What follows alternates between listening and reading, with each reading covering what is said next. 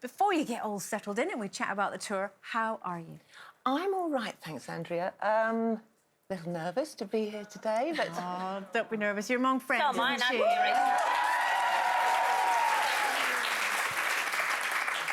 But you're doing OK. I'm doing all right, thanks, yes. And I know you said I've been given the all clear. I've had 2 clear scans, OK. the abdominal and bone scan, which is a massive relief. But I think you don't really get the full all clear until you're sort of 2 years... Well, you would know. 3 years, yeah. Yeah. 3 years now you are. Well done. Yes. Thank you. And then, of course, you're absolutely... Yeah. So, yeah, but, you know, it's all looking good. This is the second time you've had cancer, and I think a lot of people might think, oh, it's come back again. But it was actually a totally different No, a separate cancer. one. The first lot was in 2005, and that was dealt with a lumpectomy and radiotherapy. And then this one was slightly different. It was a stage 3, same as yours. Yes, actually. So lymph nodes were involved, and chemo, obviously, hence the no hair situation. How was that when it started? Do you know, I'm all right about the hair going, actually. It's more my eyebrows and eyelashes. But you were all right, because a lot of women say that's the part that they struggle the most with, is when their hair starts to fall out. Actually, it started growing back, and I got quite a bit of fluff, but it was all kind of around here, and I was sort of still bald in the middle, so I was looking a bit like an old man. So I had a bath the other night, I just took it all off again. You've got 3 daughters, haven't you? Yeah, they've come to every chemo session at the hospital. They sat there for hours. When the first chemo I had, actually, you know, I was hospitalised and I was in bed. It was really tough, the first cycle.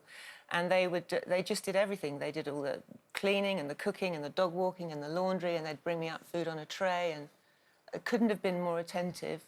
So I'm blessed with 3 of the most wonderful daughters. Yeah, very lovely. Do you worry? Because obviously, have you had any sort of test done to find out whether it's hereditary or Genetic not? tests? Yeah. Well, my aunt is a few steps ahead of me, and she's had all sorts of tests done. I'm not BRCA1 or 2. OK. That's negative. But there are a whole load more genes they can test for now. Because it is in your family, isn't it? It is. You know, Yeah, same as my family. Oh, really? Yeah, 3 of my sisters, have had breast cancer, but not carried the BRCA1 or 2. Right. Well, there's which kind of so makes you many. go, oh, OK. So does that mean there could be another gene that they haven't that they found haven't yet? maybe found yet, yeah. But also, you're in that position then, aren't you, as a... You know, because I thought if they have that gene, then that's the decision I need to make about... Even if you have a gene, though, you know, a predisposition, it doesn't necessarily mean you're going to get cancer. Because I lost one of my younger sisters as well 5 years ago, and she has a biologically identical twin sister. And she's perfectly fine. So, you know... So complex, It is. But this time round, you've had a double mastectomy. Yes. Why did you not do that the first time? Good question. I did actually want one the first time round, but I think the consultant's sort of default position is breast conservation. Preserve, yeah. So I just had a lumpectomy. And I have to admit, when I was going through it with my oncologist and we were talking about everything, because my children were grown, and it was the fear for me of it coming back and looking at my children's faces when I tell them, if I had to say to them again, I've got stage 3 breast cancer, it's come back. Yeah. So that was why, you know, they said there's a lumpectomy or there's a mastectomy, you can have a choice. And I went for the mastectomy because I'm thinking, I don't want to have that. did you really? I wouldn't have guessed. Oh, thank you. It's my right breast. And so I went ahead with that. I had it was all done in the same time, a big 12-hour procedure, but it doesn't work for everybody, and it's not for everybody, but it was what I needed to get through it for my children. Because you didn't go for reconstructive, did you? No, I just decided, I thought, that's it, you know. I've been looking over my shoulder for the last, you know, 14 years or however long, thinking it's definitely going to come back. And I just thought they're a liability, and they've done their thing. They've been marvellous. They've served their purpose, yeah. Thank you very much. Goodbye. Yes.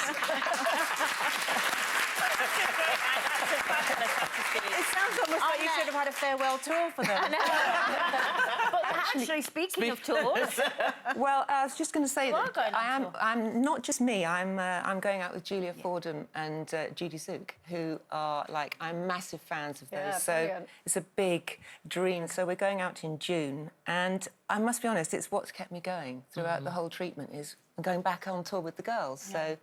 And we're all getting very excited. Have you changed any of the tours? Obviously, you postponed it, and is it going to be slightly different, or have you just thought, you know, we're keeping it the same? You've not changed any of the songs? Well, we're going to play or- all of our hits, Yep. so that's the main thing. Yep. But we've changed about, you know, just 2 or 3 songs each. And No matter if I was feeling tired, I wanted to get back Wow. on the Friday Yes. and be on that stage Yes. because it did something to me Yes. and it empowered me and it made me think, you know what, I can do this, I can get through it's this. the adrenaline rush, Yeah. and with me going out with the girls as well, it's the camaraderie as well. And I often sit there and I watch them singing and forget my BV parts because I'm so entranced with their singing. Oh, well, we are very, very happy to see you looking so well, and we hope that you will get the official all clear in 2 years' time. But for now, thank you so much. Thank you. Beverley Craven. Thank you.